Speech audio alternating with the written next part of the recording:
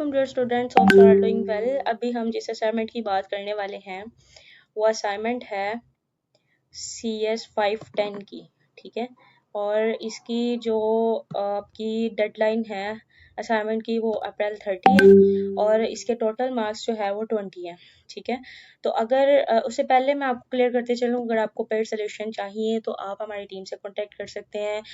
मेरा और मेरी टीम का नंबर आपको डिस्क्रिप्शन में मिल जाएगा। एज सुन एज पॉसिबल आपको अपनी असाइनमेंट्स इन अफोर्डेबल प्राइस ड्यू डेट से पहले, अगर आप एक्सटेंड डेट पे या ड्यू डेट पे आप करते हो तो फिर आपको प्राइजेस ज़्यादा प्राइस में असाइनमेंट सोल्यूशन मिलेगा पेड। सो अभी हम अपने असाइनमेंट की तरफ आते हैं, इंस्ट्रक्शंस को देख लेते हैं, ठीक है। आपने जेनेरिक आंसर्स जो हैं AI जनरेटेड रिस्पॉन्स नहीं लिखने, ठीक है।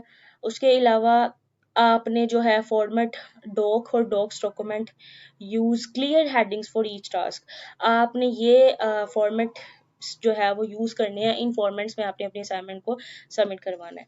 अगर ओवरव्यू देख लें तो उसमें आपको बताया गया कि requirement engineering is a systematic process determining the requirements for a software product, ठीक है। यानी कि आपकी जो एक्चुअल में आपका सब्जेक्ट भी है वो सॉफ्टवेयर रिक्वायरमेंट्स एंड स्पेसिफिकेशन है और उसी के रिलेटेड आपका जो है वो एक आपको ओवरव्यू दिया गया कोर्स से रिलेटेड ही कि आपको असाइनमेंट में जो है वो किस तरह से परफॉर्म करना है अपने स्टेप्स को। अगर सिनेरियो की बात करें तो आपको firstly smart library management system एक दिया गया है, जिसमें आपको एक system smart library management system तैयार करना है, जिसमें टास्क वन जो है आपका वो 10 मार्क्स का है, जिसमें आपको 5 स्पेसिफिक रिक्वायरमेंट्स दी गई हैं और आपने एक स्मार्ट लाइब्रेरी अपनी उसके अकॉर्डिंगली बनानी है, ठीक है। और एक आपने टेबल की फॉर्म में इसको प्रेजेंट करना है। उसके बाद ये आपका टास्क 1 है। टास्क 2 आपका जो है उसमें एनालिसिस ऑफ क्वालिटी कैरेक्टरिस्टिक्स, ये 10 मार्क्स का आपका।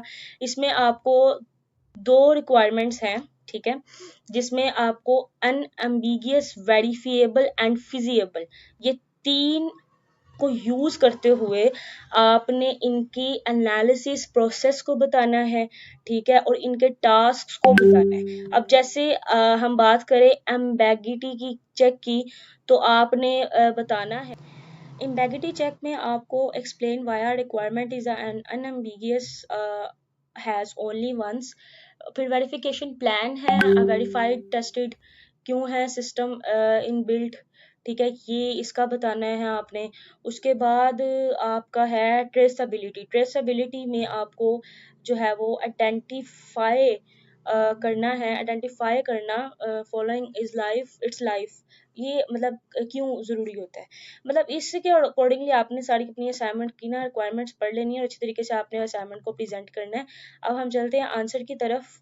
तो ये हमारा क्वेश्चंस मैं आपको समझा चुकी हूँ। ये है हमारा सॉल्यूशन 1, टास्क 1 का आंसर, ठीक है, जिसमें आपने क्लासिफिकेशन टाइप बता दी, ठीक है। उसके बाद एनालिसिस ऑफ क्वालिटीज में आपने करेक्टरिस्टिक्स बयान कर दी सारी, ठीक है, मैकेनिटी चेक की, वेरिफिकेशन प्लान की, ट्रेसेबिलिटी की, और ये आपका आंसर एंड हो जाता है। मतलब आपने इस तरीके से प्रेजेंट करना है, ठीक है। होप सो आपको असाइनमेंट की समझ आई होगी। अगर आपको किसी चीज़ की समझ नहीं आती, आपने कमेंट कर लेना है। फर्दर मोड अगर आपको पेड सोल्यूशन चाहिए तो आप इजीली कांटेक्ट कर सकते हैं और चैनल को लाजमी सब्सक्राइब करें ताकि आपको आने वाली हर अपडेट असाइनमेंट जब भी अपलोड होगी आपको उसका नोटिफिकेशन मिल जाएगा।